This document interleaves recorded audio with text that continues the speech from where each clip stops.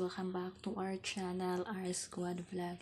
So for today's video po, ipapakita ko sa inyo kung paano mag-request ng travel fund sa Cebu Pacific. Makakapag-request lang tayo ng travel fund kapag ganyang gusto mong hindi ka tutuloy sa flight or nag-cancel yung flight dahil halimbawa may bagyo or may mga or nasira yung plane, yung mga ganun na reason na hindi tayo yung mismong nag-cancel, kundi yung airline. So, ngayon, may cancel flight due to typhoon Odette. And, ayan, so, i-ano ko sa inyo. So, yung pasahero, gusto niya i-convert into travel fund.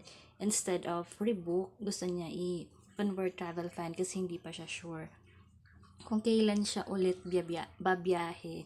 Kaya, travel fund yung napili niya. So, kapag ganito naman po na cancel yung flight, so si airline nag-cancel, so iwi-waive naman yung mga penalties. So, walang babayaran or walang ma-charge sa pasahero kasi si airline ang nag-cancel. So, punta lang tayo sa site ni Cebu Pacific. So, ito siya, cebupacificair.com. So, ganito ang itsura kapag mobile yung ginamit mo. Mobile yung ginamit ko kasi para sa akin mas easy siya i-screen record. Hindi kasi ako masyadong techie. So ayun guys, kapag nandito ka na sa site ni Cebu Pacific Air, so scroll down mo lang.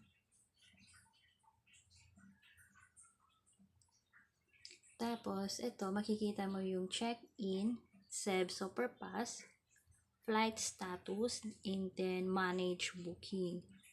So, piliin mo lang itong manage booking. Click mo lang. Tapos, dito, pwede mo nang i-retrieve yung booking. So, make sure na alam mo yung booking reference mo. So, yun yung kailangan. So, ayan guys, nandito na tayo. Use your booking details, booking reference number. I-input lang natin.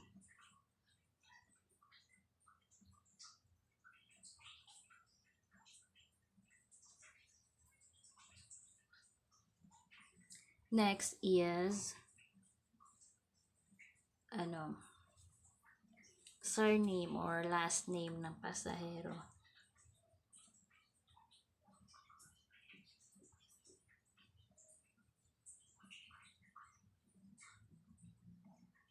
Kapag na-input mo na yung last name, click continue.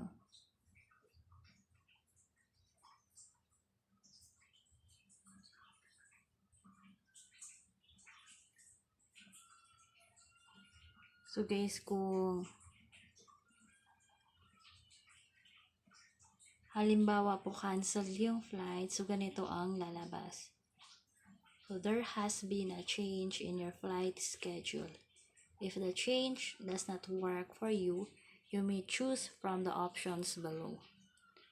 So check natin yung option sa baba. So ito yung flight details ni pasahero. Yung flight niya is papuntang Puerto Princesa via 5J637 and then leaving Manila 8:10 a.m. and then arrival sa PPS 9:35 a.m. Tapos dito sa baba, nandito yung passenger name or guest details. Scroll down lang natin. Titignan natin kung mga options ng So, ayan siya guys. Ang option is rebook or reroute flight or convert to travel fund or refund. Get. So, dito sa tatlo, mamimili lang tayo kung alin yung gusto natin or ng pasahero. So, ang gusto kasi ng pasahero is convert to travel fund. Click lang natin. So, ayan po, nandito yung note. So, store the value of your booking in a travel fund which is valid for 2 years. You can use this to book for your future Cebu Pacific flights or purchase add-ons. So, ayan. Click lang natin yung convert now. So, ayan yung mga kailangan nating tandaan. So, convert the travel fund. The amount used for this booking will be converted to a travel fund that you may use for other Cebu Pacific flights. This is valid for 2 years from today. If you have already checked in, your boarding pass will no longer be valid. Changes will apply to all flights in this booking. Do you want to proceed? Yes, or click continue. So, ayan guys. So, finalize travel fund. So, i-ano lang natin ha. So, yung sa original ticket, makikita natin yung details. So, yung original ticket ni pasahero is 912.32. So, ito yung may store sa travel fund. Yan yung refundable amount. So, ayan siya guys. 912.32. So, travel fund mechanics. Travel fund is offered to the guest upon flight cancellation. The amount will be net of applicable penalties. This is valid for 2 years from the date of travel creation. Using the web, a single travel fund may be created for one booking. 2 separate bookings cannot be combined to create a single travel fund. Travel fund is associated with the guest booking reference and not with the name of the guest. Travel funds may be redeemed via the following: organic ticket offices, organic airport service desk, international general sales agents and wholesalers. Travel funds may be used to pay for the following: ancillary products, fees, penalties, taxes. Travel funds may be redeemed only by anyone in the record, individual holding the fund. Para yun sa mga may kasama siyang sa booking. So, ito yung guidelines on use. If a guest has multiple travel funds, he may combine these funds and apply to a single transaction. If amount in fund is greater than the amount to be paid, the balance may still be used to pay off guest another transaction provided that the travel fund is still valid.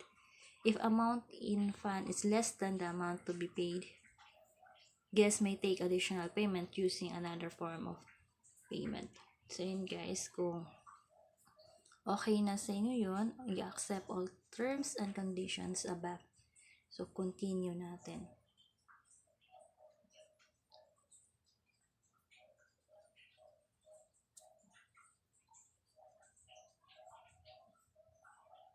So, ayan guys, pag na-continue na natin, ito yung lalabas. The amount in your travel fund is 912.32. Then, your booking reference is, ayan. So, kailangan natin i-note at saka hindi natin dapat kalimutan yan. Your booking has been closed and placed in a travel fund. So, ayan guys. So, okay na. Ayan na, ganyan lang. Madali lang, di ba? Tapos, dito yon yung transaction details. So, valid ito hanggang December 21, 2024. Kasi 2 years ang validity. Ayan, okay na siya. Dali lang, di ba? So, ayan, dapat hindi kalimutan yung itong booking reference.